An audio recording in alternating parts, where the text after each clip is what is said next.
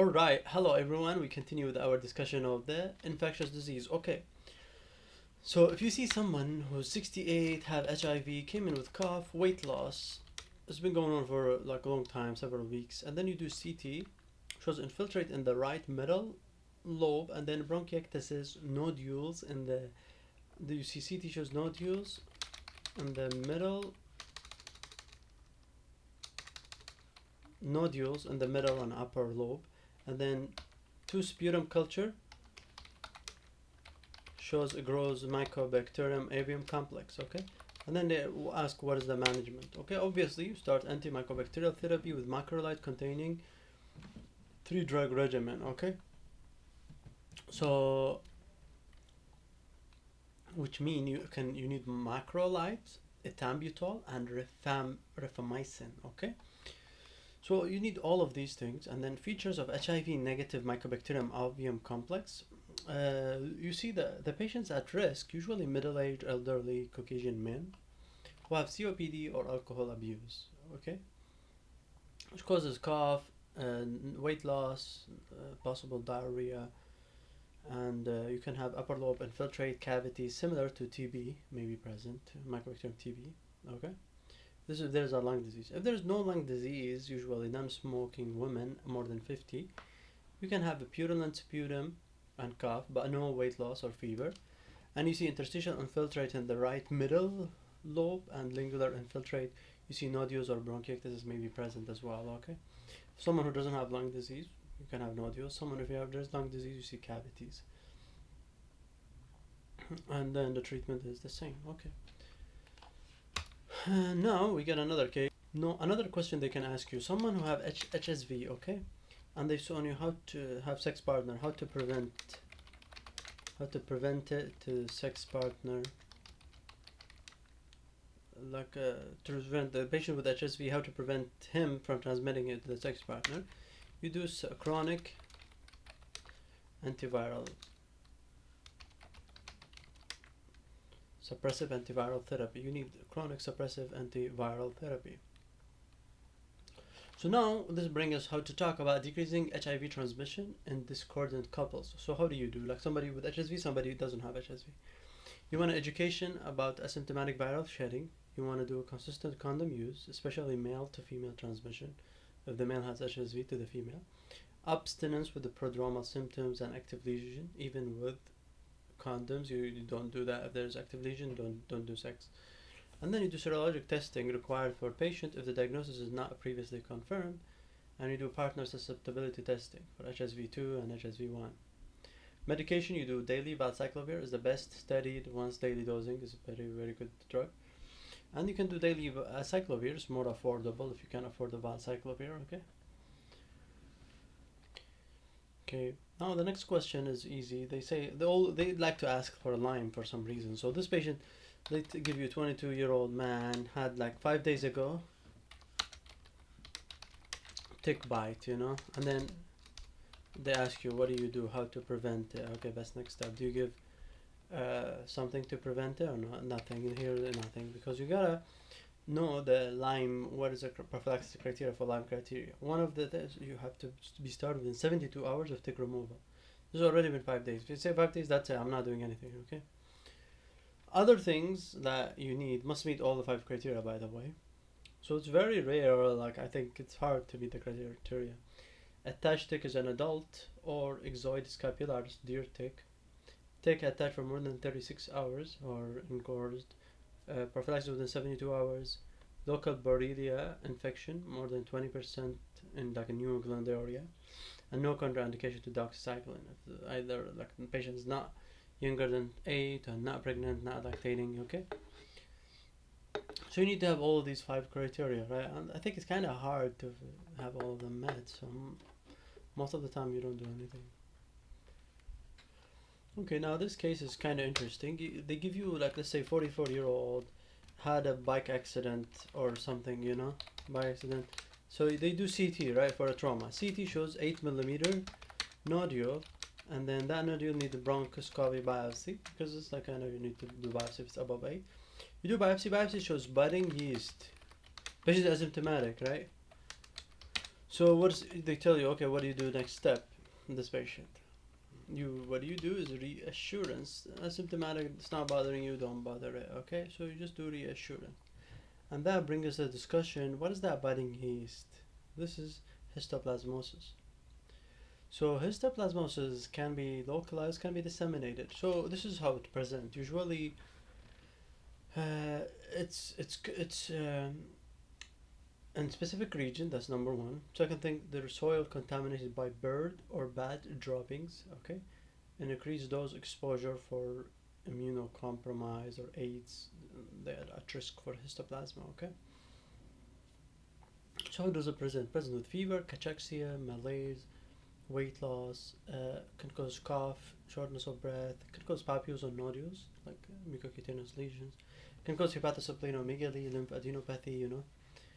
Labs, you can see pancytopenia, transaminase elevation, which is expected with any infection, elevated LDH ferritin, which is inflammatory markers. Chest X-ray, you can see reticulonodular or interstitial infiltrate. Okay, and then you do urine and serum histoplasma antigen. This is how you find out. And then you do serology, culture, can take 4 to 6 weeks, it's very long. And you treat it with amphotericin if it's moderate to severe disease or HIV positive, and itraconazole if it's just mild disease or maintenance. Okay. But if they're just pulmonary nodule, asymptomatic, in endogenous area, Ohio, Mississippi River Valley, then no need for antifungal. If they're not immunocompromised, nothing to worry about. Now this case is kind of interesting. So if you see somebody, let's say 35-year-old, came in with sore throat, fever, exudate on exam, lymphadenopathy, and they ask you what's the best next step. This one you want to do strip antigen test, because this is the central criteria which we talked about. It's like fever by history, tender anterior cervical lymphadenopathy, tensor exudate, and no cough. This is if they have that. This is high likelihood it's pharyngitis. So you can do strip or you can just treat. Okay. Okay, another case scenario that they can bring, it's kind of interesting. They give you, this is a good one, can be tricky. So 25-year-old woman, sex partners, multiple or not, they give you that, they may or may not give you that history.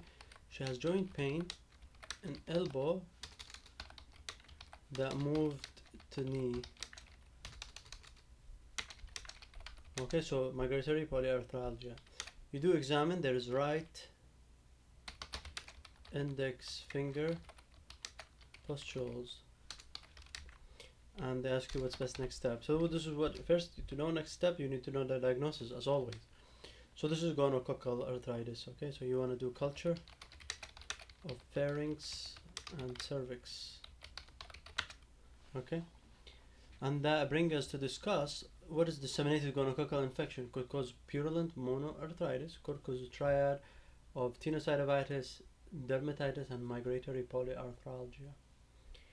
How do you diagnose it? Detection of Neisseria gonorrhea in urine, cervical or urethral sample, and you can culture of blood, synovial fluid, but that's less sensitive. And how do you treat it? You treat it with old good Recefin, okay, 3rd generation cephalosporin, ceftriaxone. Okay, this is gonorrhea. Another question, if they tell you pruritic serpentinous rash, like rash that's looped around, this is diagnosis is called larva migrans. Okay, so that's another case scenario that you could get tested on. So another very important, high-yield, tricky case can be, so a 51-year-old man who just had renal transplant, renal transplant, 5 months ago. This is how they present 5 months ago, and then now he has fever, fatigue, diarrhea, and then you can find transaminitis. So, and they will ask you what is the next step, transaminitis, lymphocytosis, and they tell you, okay, what is the diagnosis? This is CMV disease. Okay, because this brings us to the discussion of CMV disease. What does CMV causes? CMV disease causes fever, leukopenia, causes organ involvement, like it causes hepatitis, pneumonitis, pancreatitis, so it causes liver, pancreas issues, lung issues, pneumonitis, colitis, colon issue, meningoencephalitis, chorioretinitis, myocarditis. These are less common, myocarditis, but it can pretty much affect everything. Okay, there's a this is one you can do CMV disease. There's a way you can do just CMV infection. If somebody just have positive CMV and IgM, if there's an increase in CMV IgG 4 times increase, there's CMV antigen detected, or CMV DNA detected by nuclear molecular technology as well. Or you can isolate the virus by culture, okay, of the throat culture or urine test, This is just infection if there are no symptoms. There is no symptoms, this is CMV disease. Alright, now we have another patient came in who's 36-year-old man, have asthma, want malaria prophylaxis. So what is the best next step? What do you do for malaria prophylaxis? Atovaquone, Proguanil. So why do we give Atovaquone, Proguanil? Because the patient is going to East Africa, okay? This is an area that has resistance for malaria, okay? East Africa. So this brings us to the malaria prophylaxis. It's a pretty dangerous disease, and then you need to do prophylaxis for that. So if someone is going to Sub-Saharan Africa, Southern and Southeast Asia, okay, someone where there's chloroquine resistance, Plasmodium falciparum, then you would do Atovaquone, Proguanil, okay. You can do doxycycline or mefloquine, okay. If somebody go to area where it's susceptible to malaria, you can do chloroquine, hydroxychloroquine. There's no resistance to areas where the chloroquine is susceptible, okay. Then you do chloroquine, hydroxychloroquine. If chloroquine resistance, you do Atovaquone, Proguanil, doxycycline, mefloquine. If area doesn't have falciparum, then you do Primaquine, okay. Areas that like South America, Mexico, Korean Peninsula, these doesn't have falciparum, so you just do Primaquine, okay. And there are side effects for each medication. For example, Atovaquone, doxy can cause GI disturbances, and mefloquine it's recommended for pregnant patient that's traveling to this area, okay. And so that's kind of the important high yield for malaria prophylaxis. Okay, another common question, high yield for the exam, is that, let's say, okay, this is very important, 34-year-old patient with HIV, okay, and CD4 used to be low, okay, let's say it was 100, now it's 250, okay, above 200, CD4. So CD4 improved, and they will ask you, which one do you stop, like from the prophylaxis. Here, the most common one, you do stop Bactrim for pneumocystis. He was on pneumocystis for prophylaxis. I give you a long question so that you choose which one. And that brings us to the discussion of prophylaxis, okay, for HIV. So if it's below 200, okay, or there's oropharyngeal candidiasis or history of PCP infection, you need to be on Bactrim, okay. If there's allergies, you can do Dapsone, Atovaquone, pentamidine. This can be used as a prophylaxis for pneumocystis. Okay, that's for pneumocystis. If CD4 below 200. What if it drops below 100 and there is positive IgG antibody for toxoplasma? Then in this case, you do Bactrim as well. Okay, so Bactrim is good, like if it's covered for toxo and covers for the pneumocystis. Alternative therapy, you can do Dapsone, permethamine plus leucovorin, and you can do Atovaquone plus permethamine plus leucovorin as well. Okay, so you can do one medication or like 3, Dapsone, permethamine, leucovorin. One is better, I guess. But if you have allergies or so, then you've got no option. How about if it drops below 150? There is a risk of histoplasma, especially if you're in the endemic area. So the way to do prophylaxis is Troconazole. That's a good one. And if you have close contact with somebody with chickenpox or shingles and there is no history of prior disease or negative antibody to VZV, then there is risk for VZV infection, and that can be devastating in HIV patient, right? If you're immunocompetent, it's fine, but if you're immunocompromised, that's pretty high, pretty big deal. So what you want to do, Varicella zoster immunoglobulin administered within 4 days of exposure. Okay, when you expose, you just do that. Alright, so this is what we discussed. We talked about Bactrim for stopping for HIV prophylaxis if improved. Antivoquin, progwenol if you have somebody chloroquine resistance going to chloroquine resistant area. CMV disease is fatigue, diarrhea, larvomigran. We talked about gonococcal arthralgia. We talked about stripped antigen test. Budding yeast reassurance. We talked about tick bite, nothing to do.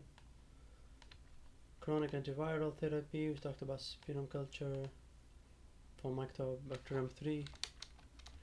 Macrolide containing the pseudoethambutol, macrolide, and rifampin as well. Alright, so this is our discussion of the second part of infectious disease. Thank you for listening.